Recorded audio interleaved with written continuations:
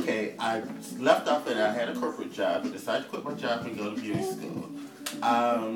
A very rough transition for me because I went from having a job and having money to being a broke student again, you know, and it was by choice. So, you know, I paid off all my bills, and I said I was just going to go to school full time. And the first day of cosmetology school, my engine locked on my car. So I went from having a career, money, car to no car and catching 4 buses a day back and forth to school. You know, a lot of young people today, they're like, well, I don't have a ride to work, so I'm not working.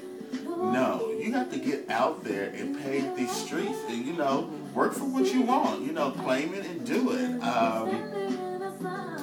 And hair was rough for me, you know, it was rough. And so a lot of times I praise my work and I praise being good and being one of the best in this industry. It's because I came from nothing with this. I didn't grow up in beauty shops. I didn't have an aunt that did hair, or, you know, I didn't go to the shop with my mama had a curl, you know. Mine too. Right. So all of this was new, but I stayed with it. I stayed focused. And I am who I am today, from Indianapolis, one of the top locticians in the world. You know, and who would ever thought that? You know, talking to Judy today, we were talking about something. I just recently moved. So in moving, you find different things in different boxes and stuff. And I found a magazine, Black Beauty and Hair. I don't know if you guys can see it. But this is the December issue from 2006.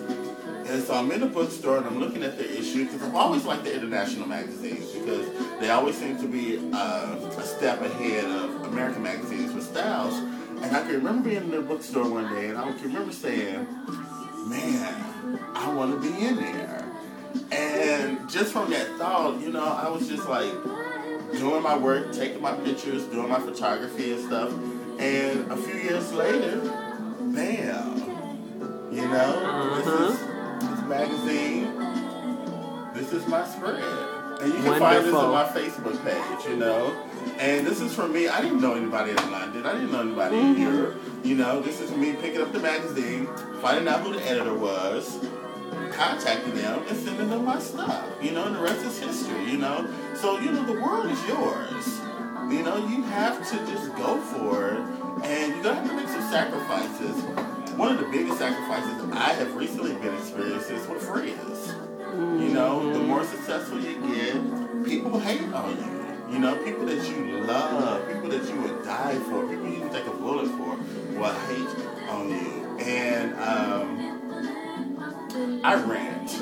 You know, I will do a strong Kanye on you guys. And, you know, I want to apologize for that sometimes. You know, because you think, you know, someone at my career level, you think, okay, why would you hate?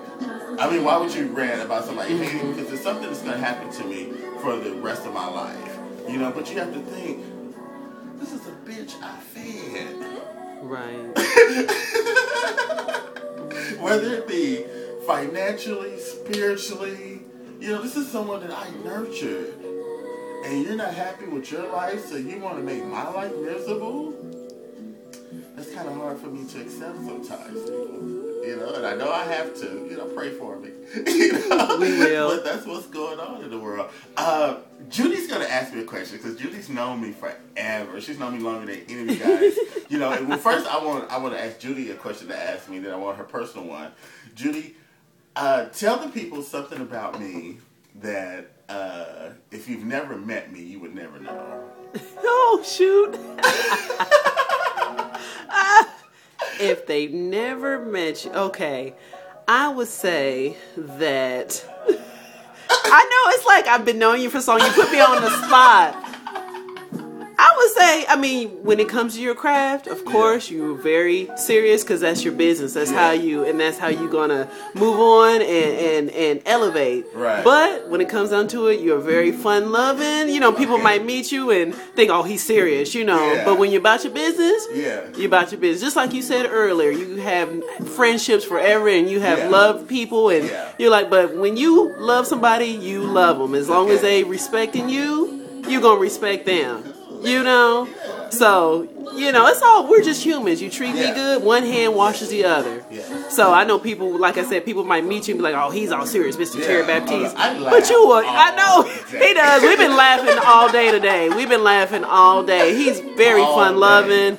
You know, he'll love I enjoy you. life. Yeah, and that's what it's all about. Yeah. So yeah, don't think he's just look at Mr. Tebby all uppity. He's not. No, he's I'm not. about business. And, he's know, not. Another thing, real quick, before we cut this off, you know, I'm all about legacy and giving back. You know, there's been some productions going on in my city, hair shows and stuff, that I've kind of been uncomfortable about participating in because of just the animosity that's going on in the city. And what people fail to realize is that when I enter shows and stuff, I'm not trying to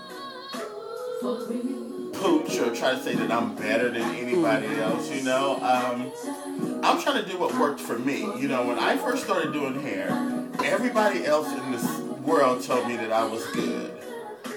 I was the last person to believe in myself when it came to my craft. And a lady that I love to death, I call Cookie. I call her my mama. Cookie had a hair show called the Golden Scissors Award. And she had all of the top stylists in the city in the show. And she asked me to be a part of that show.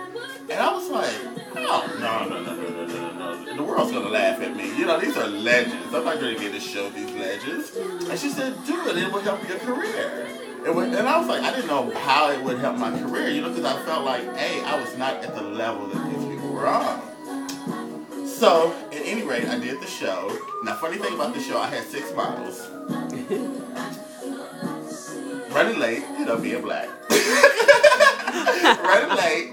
I sent 3 of my models there ahead.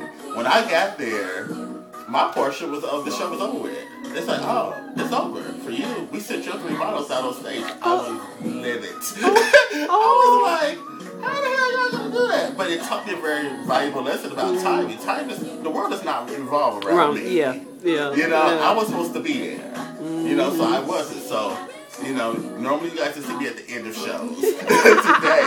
But one of the things that happened to me at that particular show was, afterwards, I was able to see my work next to other great stylists' works, and my work blended. My work was supposed to be there. You know, so when I do hair shows today, my purpose of doing hair shows today is that hopefully that a young stylist will see their work next to mine and say, okay, I'm good. Because my work's supposed to be here with his. It's not about me trying to be better than you. It's about me trying to motivate you, you know. And we need to motivate each other as people in whatever field you're in. And on that note, we're out here. Peace and blessings. Yay.